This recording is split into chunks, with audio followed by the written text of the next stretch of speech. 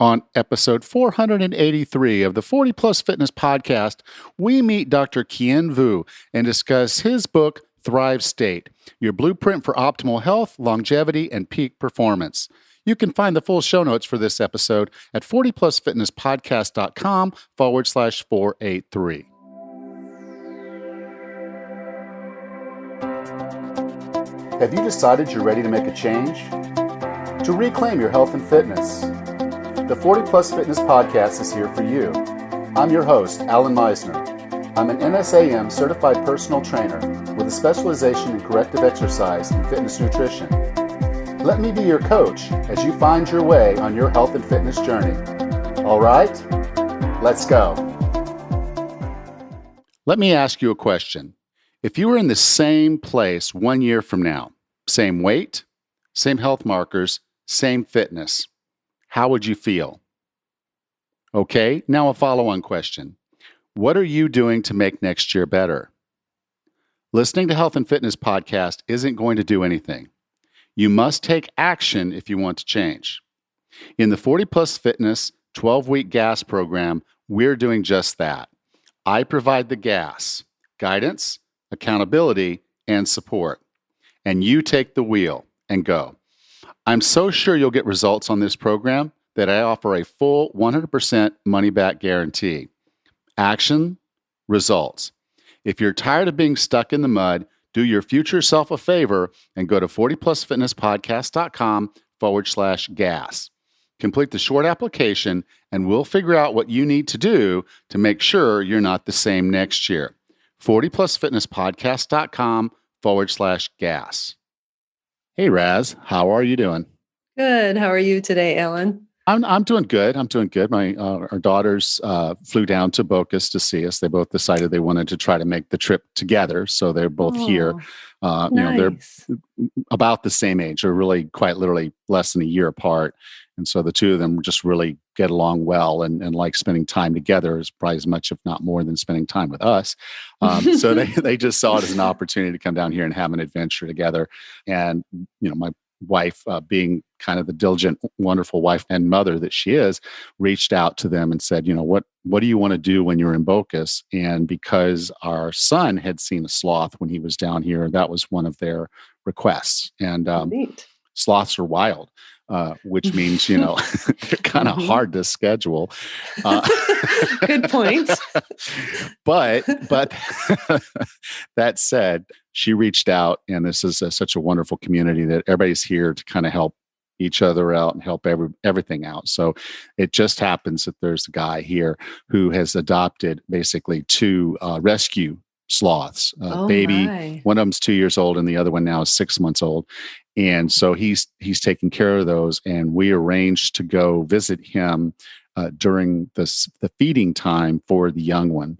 And so the girls and Tammy and all, we were able to feed them and hold the sloth, and it was sort of hold it. It's on this little teddy bear, so it's cuddled up to the teddy bear. So you're holding the teddy bear, and then you go to feed the sloth, and it reaches over its little paw and wraps it around your finger while it's feeding. And so that was a two-toed sloth, which was not very popular on the islands that we habitate here. But then, interesting, we went to dinner later at a place called The View at Oasis, and they happened to have a three-toed sloth right there on their property. So the girls were able to go get a picture with the three-toed sloth. Which was not in as good a mood as these two-toed sloths were, but oh boy, it was a day full of sloth, which is exactly what our daughters wanted. So yeah, it's pretty good, pretty special time. That sounds so fun. What a lucky opportunity they got to see that then. Yeah, because there's really like three. I guess there's three species. There's the three-toed and the two-toed, and then there's a pygmy sloth. Now I haven't never seen a pygmy sloth, but I'm told it's just a smaller version. But you can actually now that I've had a little bit of time to look at them, I know now I can actually visually tell you whether one's a two-toed or a three-toed just by looking at its face. So neat. Yeah. So learned a lot and got to hang out with some sloths. How awesome. What a fun time. That sounds really neat. How about yourself? Good, good. It's spring for today anyway, or recently in Michigan. Anything could happen. We actually are expecting maybe some snow later, but spring is sprung, and up here the daffodils are blooming, and my lilies are coming up, and all of our frogs are returning to our pond. And I even saw some turtles out on. I did a couple of long runs this weekend, so I saw the turtles out. So it was fun to see all the wildlife and all the flowers popping up. It's beautiful here. 'Tis the season for outdoor long runs, right? It is. It really is. The weather is so ideal. It's just perfect for 50s, even 60s. It's just perfect for many, many miles. Awesome. All Yeah. right. Are you ready to talk to Dr. V? Yes, let's do this. Our guest today is an assistant professor of health sciences at UCLA, speaker, media expert, and founder of Vuu MD Performance and Longevity. He has been practicing medicine for over 14 years and combines his knowledge as a doctor with his personal experiences overcoming chronic disease. He was first trained in interventional and diagnostic radiology and became an expert in the diagnosis and treatment of disease using state-of-the-art medical imaging and non-invasive surgery. Dissatisfied with the disease-based model of modern medicine, he sought out additional training with world experts in nutrition, personal development, spirituality, and as well as performance and longevity medicine. He also pursued fellowship training and board certification by the American Board of Anti-Aging and Regenerative Medicine. With no further ado, here's Dr. Kien Vuu, better known by his friends and patients as Dr. V. Dr. V, welcome to 40 Plus Fitness. It is a pleasure to be on the show, Alan.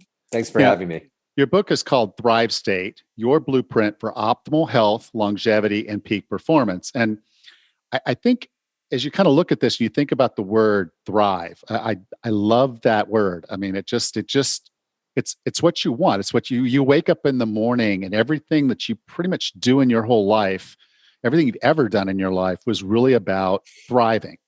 Indeed. That's what we all desire. And, I look at my nephew, I look at my nieces, I look at the children, and I'm a new dad.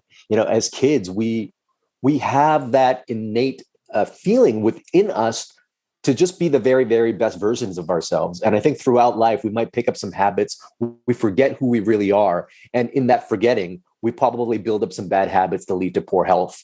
But for us to get back to thriving, it's really a process of remembering. And I'm sure we'll get more into that a little bit later. Yeah. And one of the things you kind of got into in the book that I think is really important is, where we are in life is kind of like a continuum. And so, the thrive state is on one side.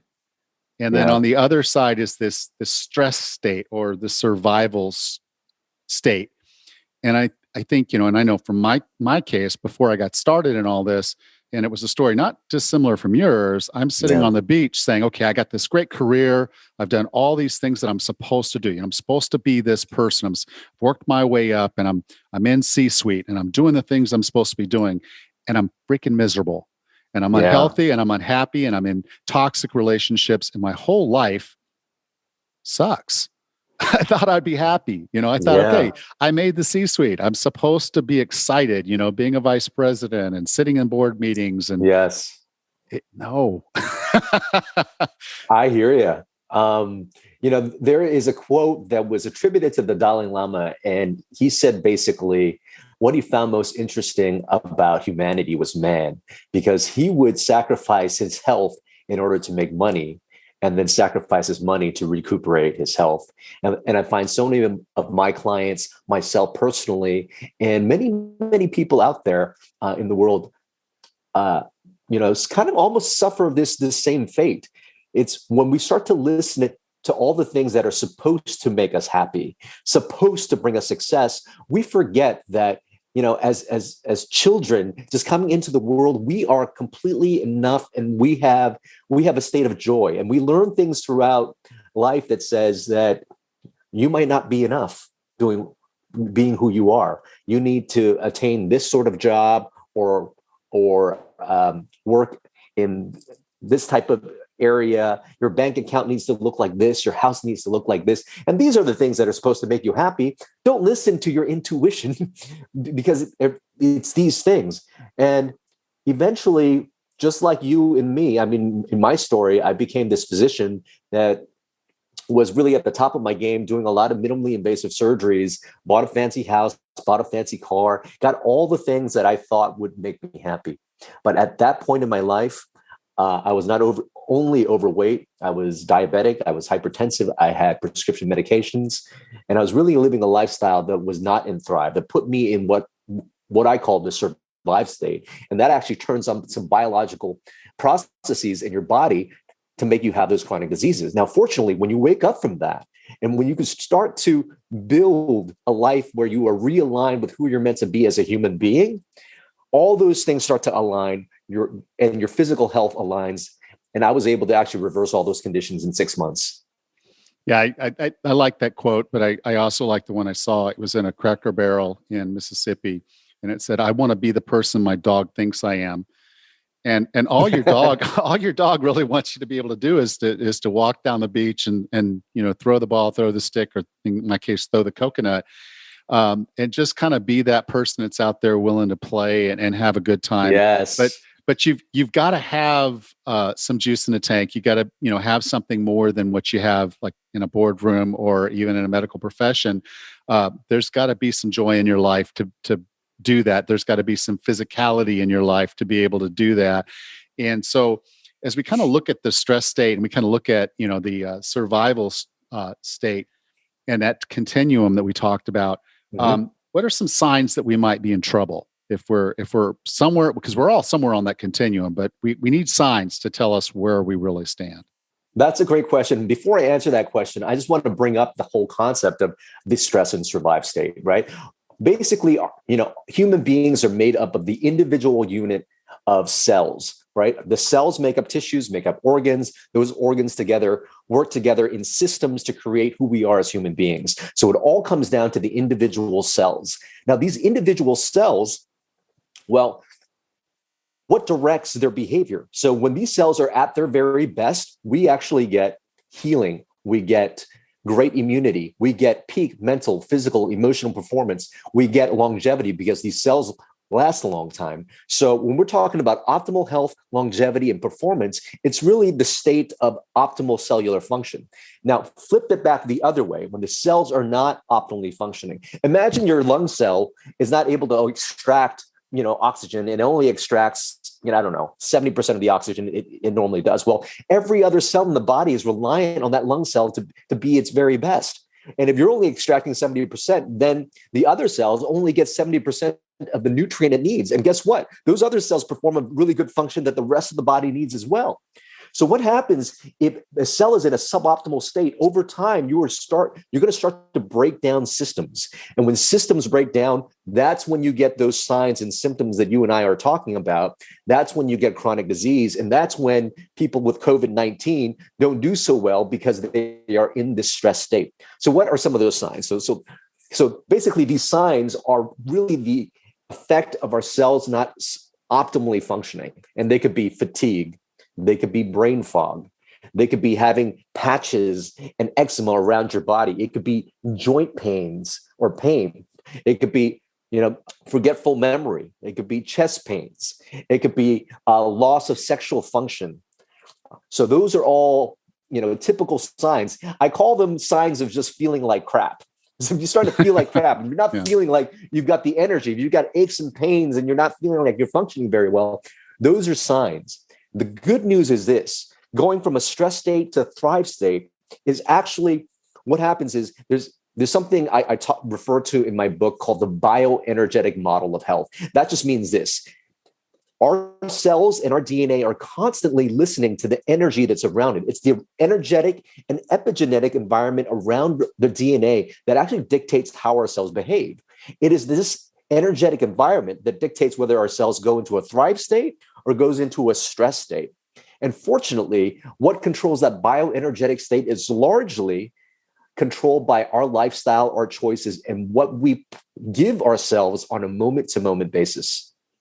Yeah, I think that's one of the cool things that's really kind of coming out of the whole genetic, epigenetic conversation is that we're a system, and basically we're what we do and how we live our lives and the things what we think Yes. are basically inputs to this system. They're basically Yes. information. So food is information, movement's information, and those are just two of the bioenergetic elements. Could you talk through each of the seven? Because there's five what I would call internal, where we're Yeah. kind of internally focused, and then there's two that you said were kind of externally focused. And I think all seven of them are important. Obviously, we can't talk about all seven of them, but if you could just briefly go through the seven so we know what we're talking about here.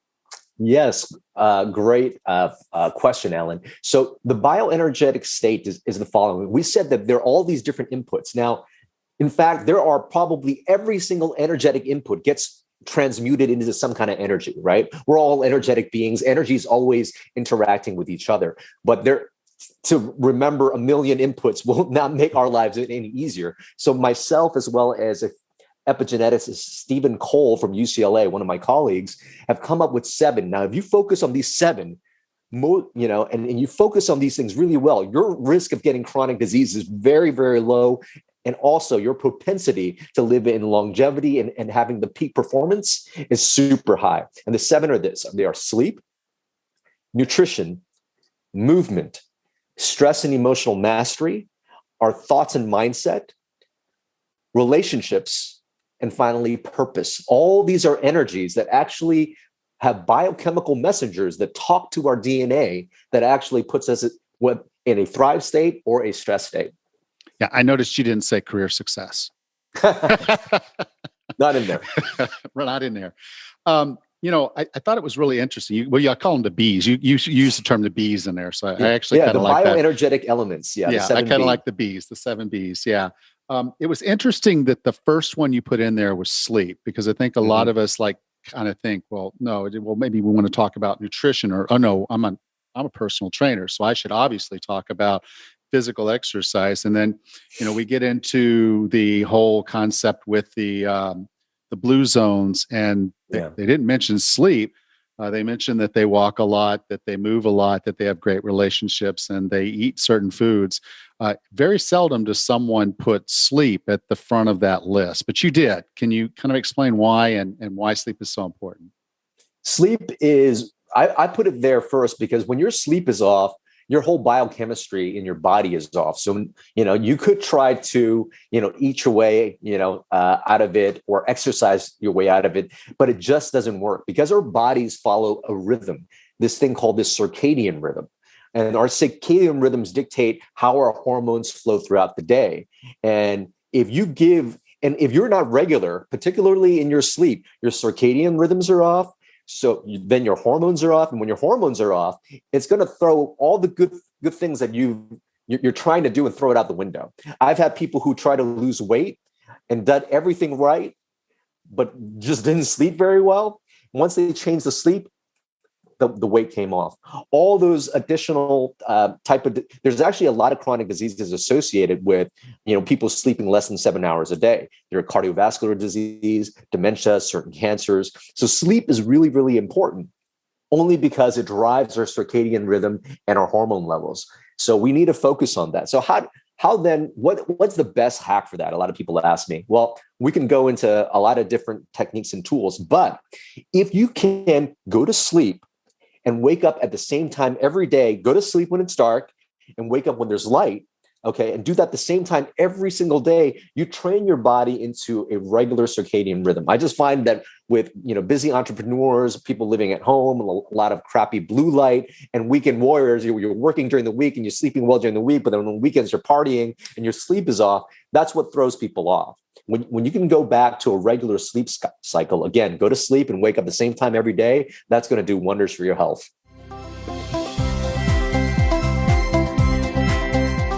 This episode is sponsored by ExoSkin Performance Athletic Apparel. There's nothing more frustrating than getting blisters or chafing on a run. It's painful, annoying, and disrupts training. I used to get blisters all the time. I've tried every sock in the market, used all the lubrication products, and even taped my feet. Finding ExoSkin traditional and toe socks saved my feet. ExoSkin is seamless athletic apparel that is 100% made in the USA. Every ExoSkin product features their 2 patented fibers, PTFE and copper, which reduces friction, rapidly wicks moisture, and dries really fast. ExoSkin makes a full line of apparel to cover you from head to toe. All the products are breathable and don't shift while running, which means no blisters or chafing. I've worn ExoSkin socks through water puddles, mud, and in the snow, and my feet have stayed warm and blister-free, even when wet.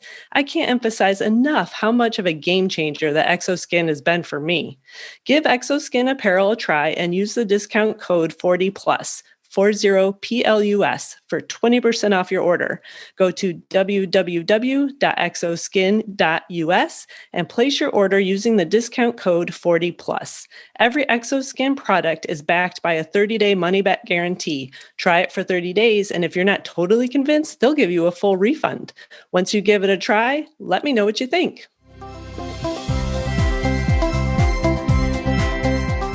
Yeah, one of the things I did, which for me was huge, and I maybe I don't talk about it enough, or maybe I didn't really think about it as much until I was reading your book, Thrive State.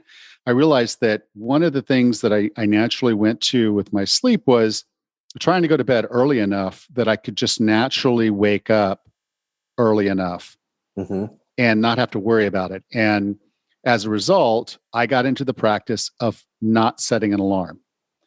And so for the past 5 years, unless I absolutely have to be up like for a flight, so, I've got a 4:00 in the morning flight. Well, that's, I'll go ahead, set an alarm to be up at 4:00 so I can make that flight. But otherwise, go to bed, and everybody will think this is crazy, but at 8:30, go to bed at 8:30, get your stuff done, have your little, relax time, and then go to bed at 8:30 and then go to sleep. And I'll sleep 4 or 5 good sleep cycles. And that's going to work out to somewhere around 7.5 to maybe 8 hours, maybe 8.5, depending on, this and that. But I wake up, and yes, for me, it tends to be about 4:30 in the morning with no alarm. I just wake up and I say, okay, have I had enough sleep cycles? And if I don't feel like I have, I go get another one.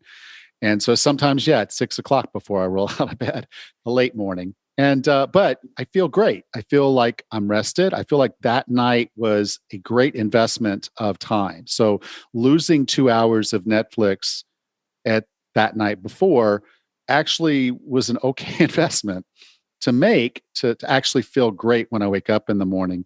Can you talk about some of the things that we should do to kind of improve our sleep, and why? Because I think a lot of folks don't actually understand the full sleep cycle and why it's so important to make it through the whole sleep cycle. And then what are just a few little quick tips of things that people can do to make sure that they're getting that kind of quality sleep?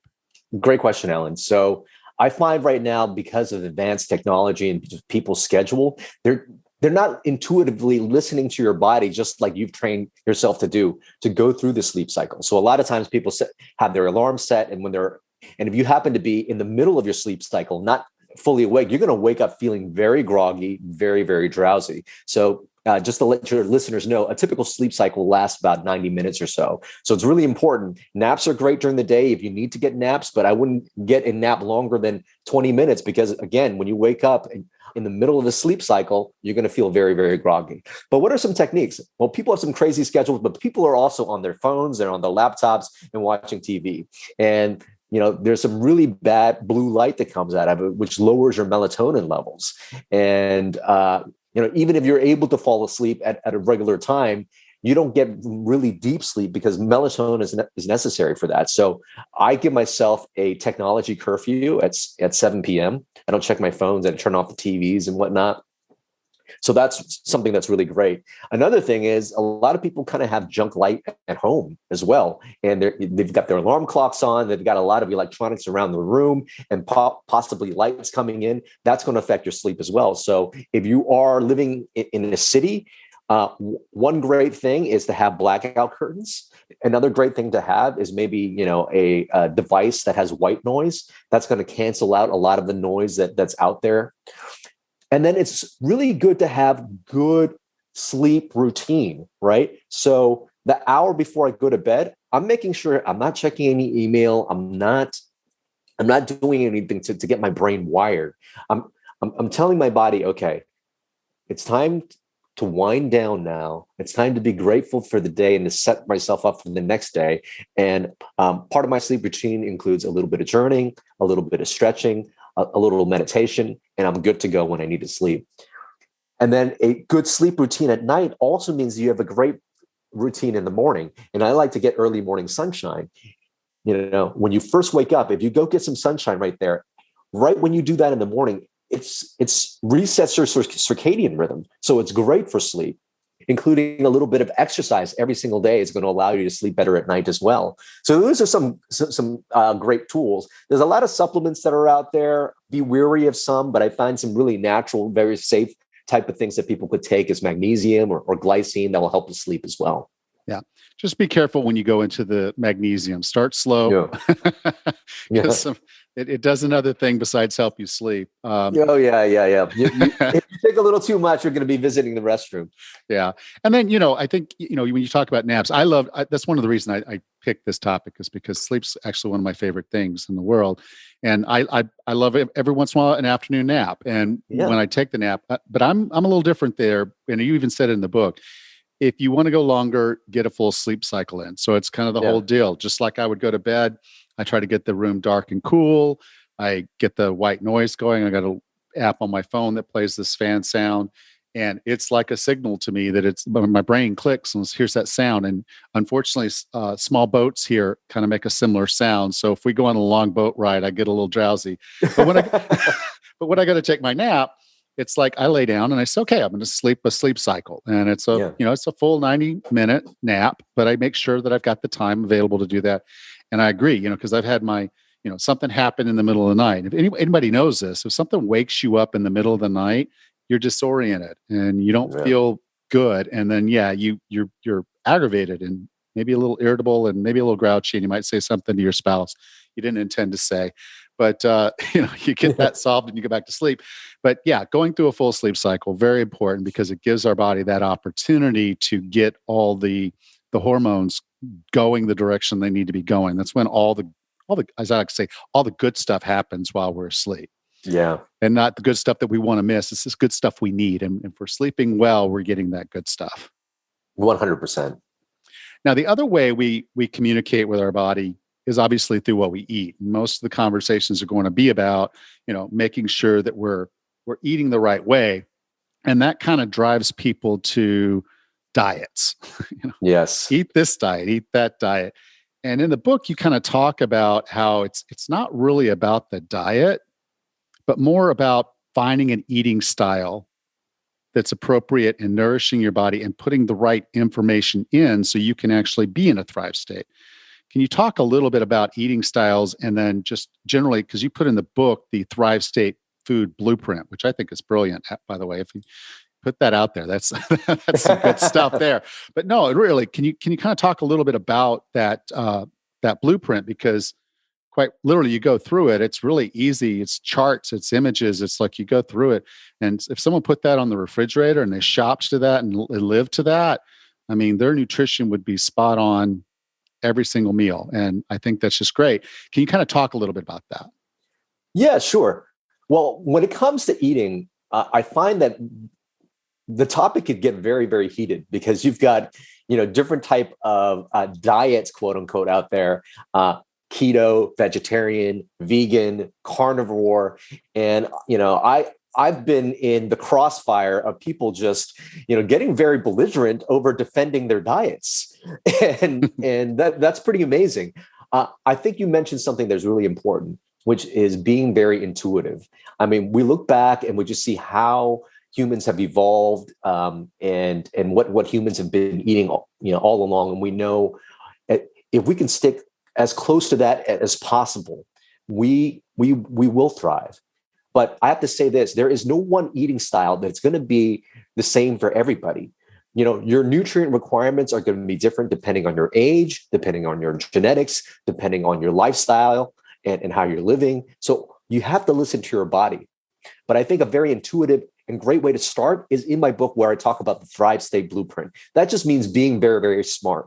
It's really primarily plant-based. I say, 50 to 75% of your plate should be clean vegetables. Try to go organic if you can, because there's a lot of pesticides, herbicides, and things, and GMOs that are out there. They're not good for your health, but try to eat as many vegetables as you can. Non-starchy, because look, diabetes is a very, very prevalent, and people eating a lot of starchy ones. What are the starchy ones? We're talking about rice. We're talking about potatoes and things like that. But eat some non-starchy vegetables. Eat the color of the rainbow, because every color suggests the following: suggests that it had some phytonutrients that it's going to be great for your health. So that's really the majority of the plate. Then have a good protein source. Now, again, the better fuel for your body is going to cost a little bit more, but the investment now is much, much better than the investment you're going to make with higher insurance premiums or medications and things like that down the road. So what are good protein sources? Well, grass-fed, grass-finished meats, pasture-raised meats, sustainably raised fish. I go with that. And then make sure your diet also has a good amount of healthy fats. And where do they come from? They come from nuts. They come from avocados, coconut oil. Those are great sources of good, healthy fats. Olive oil is a great, healthy fat as well. So if you incorporate just the clean eating and you just listen to your body, that's great. Now, I don't mind if you choose one of these other eating styles that I discussed out there, but recognize that each of those eating styles has its limitations. You have to listen to your body. For example, if you're a vegan, you're going to be low in omega-3s, vitamin D, and B12. And just make sure you're going to be working with somebody who understands that, because you need those nutrients. I was vegan for about 6 months, and initially I felt great because I went from the standard American diet of fast food as a doctor to eating not that junk. But my body started to feel a little bit of fatigue. I started to notice a little bit more hair loss, and I went back and started to include clean meats in my diet, and I feel so much better doing that. I think one of the struggles that is out there, and I've interviewed over 300 people on all sides of the spectrum. I even raw paleo, carnivore, vegan, all the way across. And the one core thing that's in the middle, the reason their diet is the best is because it's clean, because it's whole food. And you're kind of like, right. Well, they eat bacon. Okay, well, yeah, some of them actually do eat bacon, but so is the standard American diet. So that doesn't make it's good or bad. It just means they're not eating the quality of foods. Yeah. Or the right quantities of the certain types of foods, but excluding an entire food group has its consequences. And you just have to understand what that is. So, when you're making that investment in the food that you put in, because again, food is information, just like all of the other B's, they're information coming into your body. And so when you give your body high quality, nutrient dense food, that's a good communication that you want to thrive, that you want to be healthy, that you want to, and I like one of the things that we didn't get into with all the B's is that it's not just these silos of how to be healthy. They all actually interact with each other. So if you're getting good sleep and you're eating well, then you want to move a little bit more, and maybe you feel a little bit nicer, and you can actually, instead of yelling at your wife in the morning, you can kind of have a nice conversation with her, and you have a better day, and then that improves other parts of your relationship and your life. And so I really like the concepts that you have in the book there. I define wellness as being the healthiest, fittest, and happiest you can be. What are 3 strategies or tactics to get and stay well? Well, great question. I'll go off on a tangent and talk about some of the bioenergetic elements that aren't just in every health coach's textbook. Everybody knows the physical stuff, right? Sleep, nutrition, and movement. All right.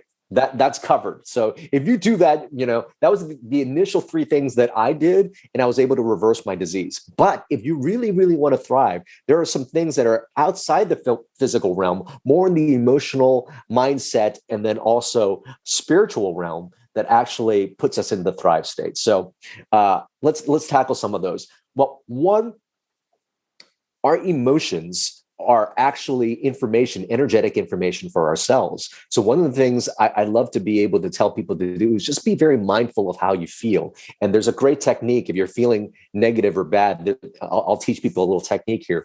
But we've got emotions like anger, hate, resentment, fear, all those emotions are low vibrational negative emotions that bring up stress and stress hormones in our body.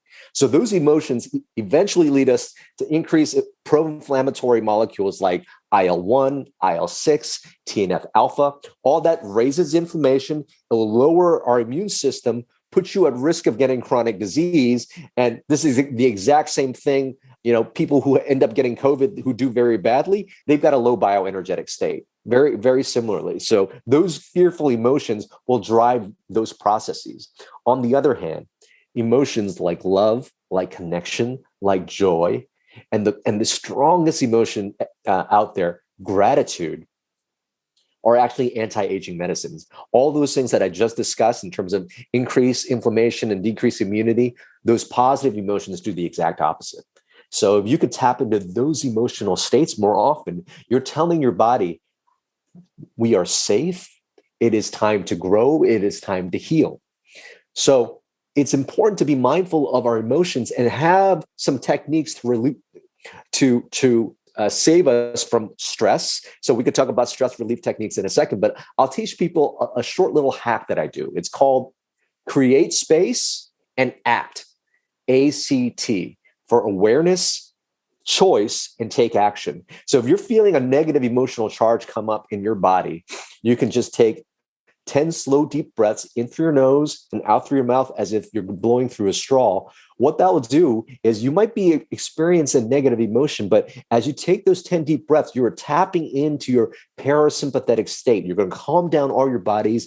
Those emotions are going to die down a little bit. And then you do the ACT, ACT, awareness. Okay, I'm really angry at this person, zooming in front of me on the freeway. That person. Oh, okay. Well, that's a crazy thought. Why am I so angry today? Is there other things going on in my life? Because I can start to choose and focus my thoughts, can't I? Oh, yes. How then would I like to feel? So the next part is C, choice.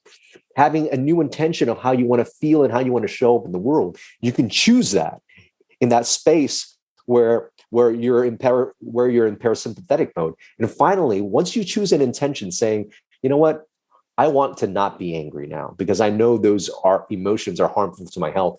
I want to show up with joy. I want to show up with gratitude. So what's the next action I could take?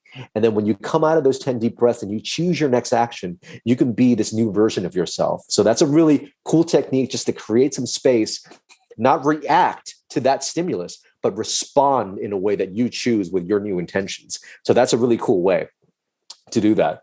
That was just one technique. You asked me for 3. I don't know how much time we have, but you can dive in. Let's get it done. Yeah, man, these are great. Yeah. This is great. Keep going. Okay, perfect.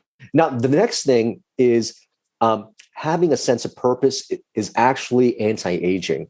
So if you take a look at statistics, purpose is actually something that makes the average American live 7 years longer.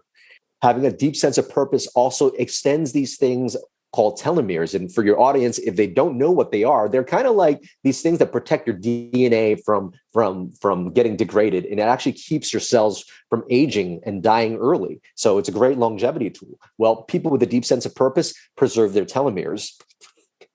If you have a deep sense of purpose, you also lower your risk of the number 1 killer in America, cardiovascular disease, such as heart attack and stroke. And if you happen to be hospitalized, a deep sense of purpose also makes you have fewer days in the hospital. So it's really important. Now, a lot of people, I would say, some people will say, well, I don't know what my purpose is. They'll stress out getting your purpose when your purpose is actually something that is not so, it's not something you need to find or discover. It's something you really remember because your purpose is really just you.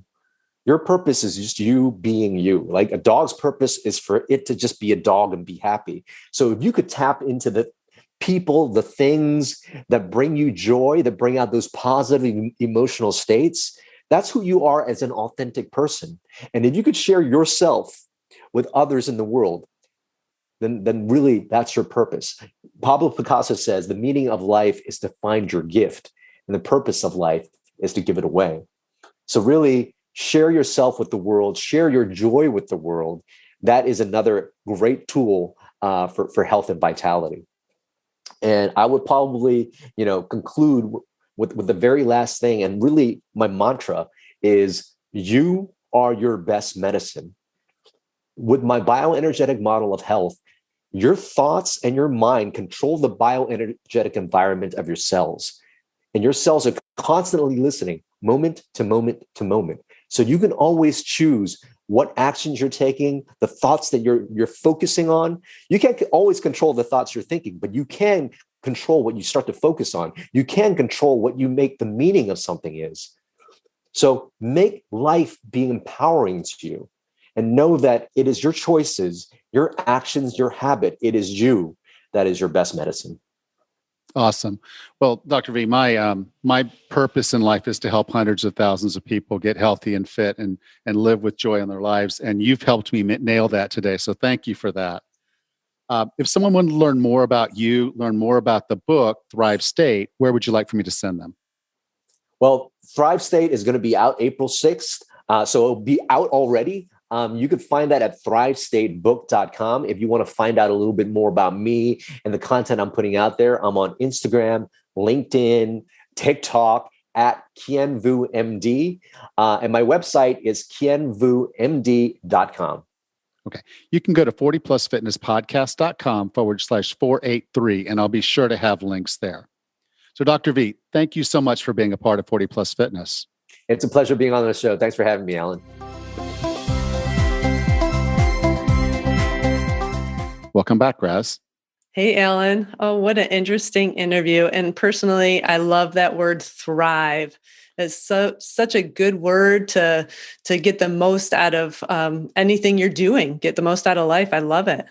Yeah, when he did the comparison of the stress/survive state versus the thrive state, it was kind of one of those things where you have to recognize it's a continuum, and sometimes you're so in it, you don't recognize that you're not on the end of the continuum you want to be on, but we're having this conversation. So obviously anyone that might be listening to us at this point in time obviously cares about moving up that continuum to the Thrive State. And in the book, Thrive State, Dr. V gives us those 7 bioenergetic elements. So it's kind of almost a way you can do a self-audit, if you will, of where are the things where I'm really focused and doing well, and where are the things where I can improve. And then, of course, he gives you some guidance on how to do that.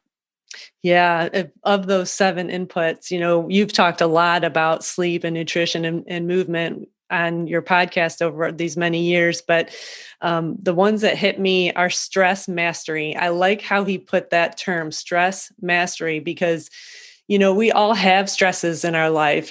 Things happen at the home, things happen with family, stress. We often have stress at our job.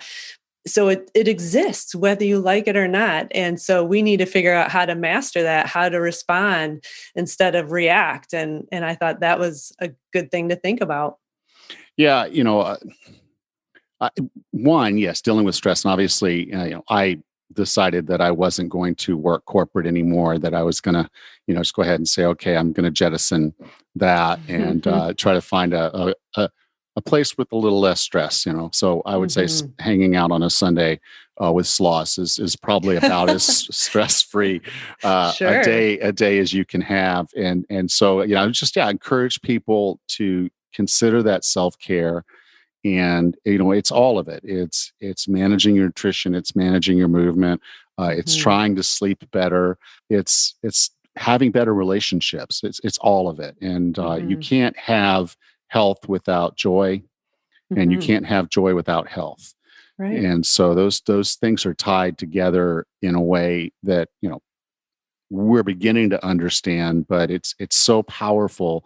And you read the Blue Zones, we had Dr. Day on, and he talked about some of this, and we've had a lot of longevity people, and it's all about purpose. It's all about connection. It's all about, those intangibles in our lives that we often take for granted because we're too busy building our career or, doing our long runs. And we need to realize that's part of it. We can become very one-sided. So it's worth looking at all 7 of them and kind of almost using that as a self-audit to just say, okay, if I had to rate myself, how do I feel like I'm doing on this one element? And if Yeah. there's some elements that are lagging, they need your attention. Absolutely. It's probably not worth doubling down on the ones you're doing well. To say I'm going to move more, or I'm going to eat better. It might be worth you actually spending your time to say, I'm going to spend a Sunday hanging out with family, rather than doing your movement, and maybe not even worrying so much about your nutrition on that day, if it's hard, because that's just going to put stress on you. So just kind of figuring out that balance of, are my actions conducive to balance across all 7 of those? For sure. And, balance is another word I like a lot, because we can be pulled out of balance. Work sometimes requires extra attention, or a stage in our kids' lives might require extra attention. And when these things come up, then we're kind of forced off kilter. We're forced out of balance. And it is often a struggle to maintain that balance. But if you do, like I tell my friends and clients, you do the best you can with what you have in that moment, and realize that these are just chapters in life, and you'll get back into that balance. You'll be able to trade one thing for another and get back to it. I like that word too. All right.